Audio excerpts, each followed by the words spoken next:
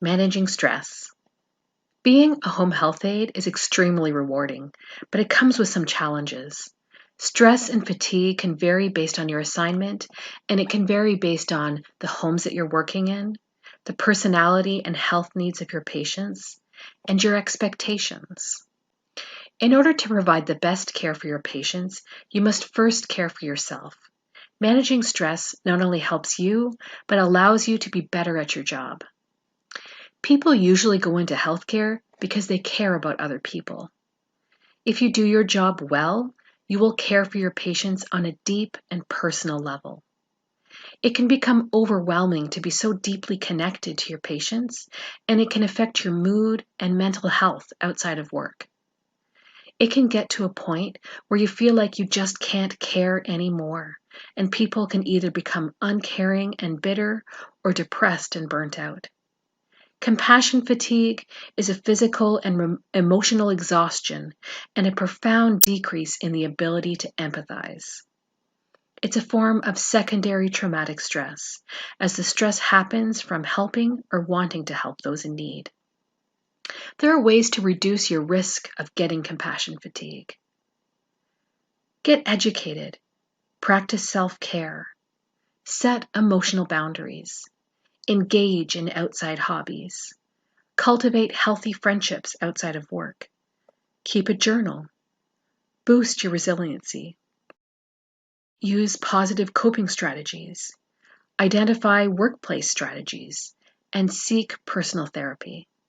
Get educated. It's important to learn the signs and symptoms of compassion fatigue to prevent it from happening.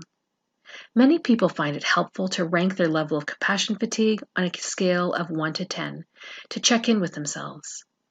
Cultivating a high level of self-awareness is essential to understand when things are going in the wrong direction and when you need to implement strategies to keep yourself healthy.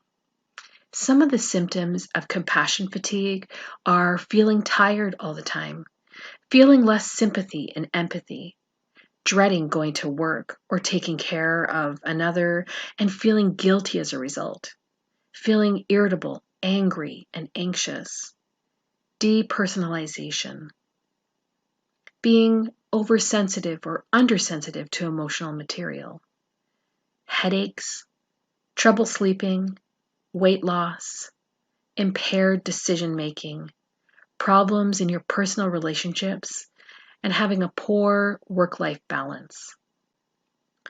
Practice self-care. Practicing self-care is an essential way of protecting against compassion fatigue. Often people who are concerned with caring for others forget to care for themselves. People who practice good self-care are less likely to suffer from too much stress and compassion fatigue. Overworking is also a bad idea. Sometimes self-care is knowing when to say no to that extra shift and listening to your body and mind to determine if you should help out. In this age of staff shortages and desperate agencies and supervisors, it can be difficult to say no. But having a well-trained and experienced home health aide for many years is better than having a stressed and overworked new home health aide for only a few years. Good self-care practices will look different to different people. It should usually include a healthy diet, regular exercise, good sleep hygiene. Sleep hygiene means not going to sleep watching a video on your phone and keeping a regular schedule as much as possible for your nighttime routine. Having a good work-life balance and caring for your emotional needs. Set emotional boundaries. It's very important for people who work in caring professions, such as therapists, nurses, and home health aides, to set firm emotional boundaries to protect themselves. You must remain compassionate and empathetic without becoming overly involved and taking on someone else's pain. Being in tune with where you are on the compassion fatigue scale can help you identify when you need to set more boundaries and get back to your self-care practices. Have hobbies. Having a good work-life balance is important to help you avoid developing compassion fatigue. If all you do is work or thinking about work, it's easy to burn out. Leisure time, hobbies, and engaging activities that bring you joy and fulfillment can help to lower your stress levels and make you more satisfied in your life overall. Foster healthy friendships. While having close friendships at work is important, it's also important to have close friends outside of work. If all your friends are from work, you may find that all you do is talk about work, even outside the workplace. Connecting with friends on a different level can give you much needed emotional and professional relief. Boost your resiliency. Resilience is your ability to manage stress. Some people are naturally more resistant, but it's a skill that you can learn.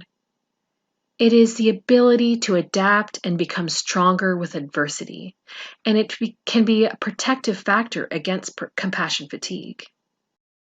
Develop positive coping strategies. When times are difficult, it can be tempting to drown away the stress and emotional fatigue with alcohol or drugs, but this can be a slippery slope that can hurt you in the long run. Instead, try to find positive coping strategies after a stressful day, such as deep breathing, meditation, taking a walk, talking to a friend, watching a funny movie, or relaxing in a hot bath. There are several workplace strategies that you can advocate for to help reduce your risk of getting compassion fatigue. Join support groups and open discussions about compassion fatigue in the workplace. Take regular breaks. Do routine check-ins. Take mental health days and have counseling available to you if you need it. If you find yourself feeling stressed, overwhelmed, burnt out, or suffering from compassion fatigue, consider finding a therapist to help you. Cognitive behavior therapy can help you develop strategies and change your thought patterns that will help you feel more balanced and satisfied at work.